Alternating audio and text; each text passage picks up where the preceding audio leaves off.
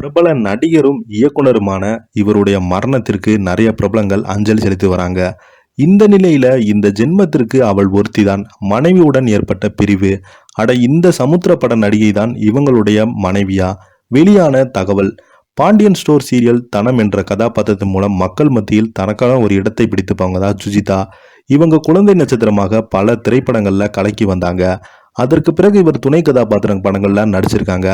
இவங்க தமிழ் மொழி மட்டுமில்லாமல் தெலுங்கு, மலையாளம் என பிற மொழி திரைப்படங்களை நடித்திருக்காங்க. சினிமா வரவேற்பு குறைந்தவுடன் இவங்க சின்ன திரை பக்கம் வந்து விட்டாங்க. இந்த நிலையில இவங்களுடைய சகோதரர் திடீரென மரணம் அடைந்து போயிருக்கிறாரு. வாங்க அவர் எப்படி இறந்தாரு, என்ன காரணம், எதனால இறந்து போனார்னு இந்த வீடியோல முழுமையாக பார்த்து தெரிஞ்சுக்கலாம். அதுக்கு முன்னாடி நம்ம சேனலை ஃபர்ஸ்ட் டைம் பார்க்குறீங்கன்னா சப்ஸ்கிரைப் பண்ணாதவங்கலாம் சப்ஸ்கிரைப் பண்ணிக்கோங்க. பெல் பட்டன் சிம்பிள் அமைக்கி நம்ம சேனலோட நோட்டிஃபிகேஷனை எனபிள் பண்ணிக்கோங்க. நாங்கள் போடுற வீடியோ பார்த்தீங்கன்னா உங்களுக்கு உடனுக்குடனே வந்து சேரும். வாங்க என்ன செய்தின்னு பார்க்கலாம்.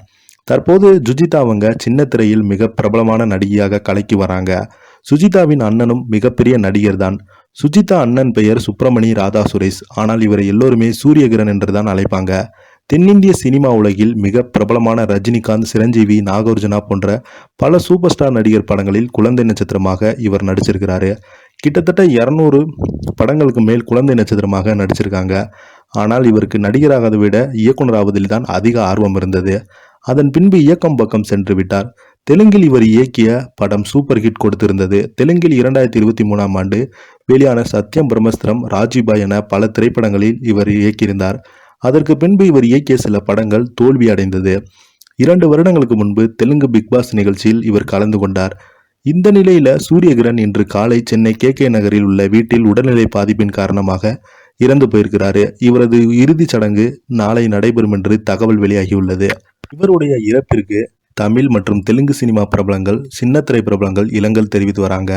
அதே போல சகோதரனை பிரிந்து வாடும் சுஜிதா அவருக்கு ஆறுதல் கூறி வராங்க. சூரியகுமார் சமுத்திரம் படத்தில் சரத்குமாருக்கு தங்கச்சியாக நடித்த காவேரிக்கு சூர்யா கிரனுக்கும் 2010ஆம் ஆண்டு திருமணம் நடந்தது. ஆனால் இவர்கள் இருவருமே பிரிந்து வாழ்ந்து வருவதாக கூறப்படுகிறது.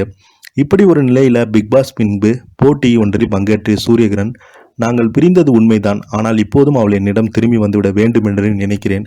அவள் இடத்தை யாராலும் நிரப்ப முடியாது. இன்றும் என்னுடைய போன், ஐபேடில் கூட அவளுக்கு புகைப்படத்தை தான் வைத்திருக்கேன். என் அம்மா கூட சொன்னாங்க, இன்னும் அவள் போட்டோவை வச்சிருக்கிய, உனக்கு வெக்கமா இல்லையா என்று கேட்டாங்க.